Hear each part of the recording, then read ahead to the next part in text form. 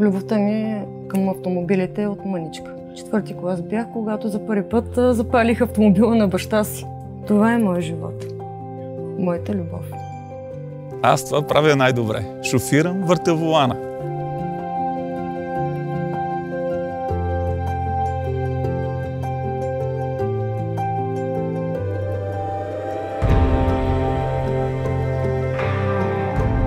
Сутринта градът е най-красив и когато станеш преди всички, може да си събереш мислите.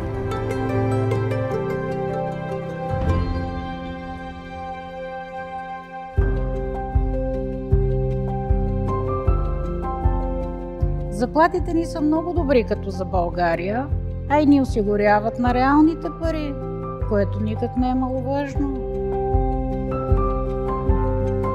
Само ние, учителите, имаме такива дълги отпуски и така мога да бъда с детето през всичките му ваканции.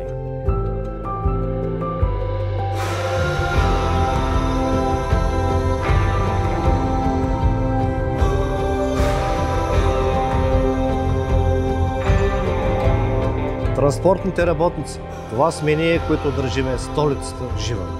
Ако ние не работим, и града спира.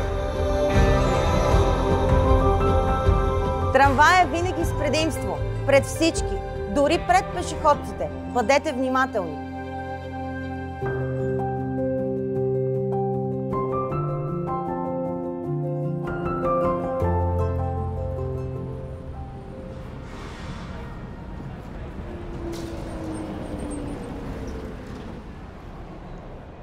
Що мога, аз можете и вие. Заповядайте.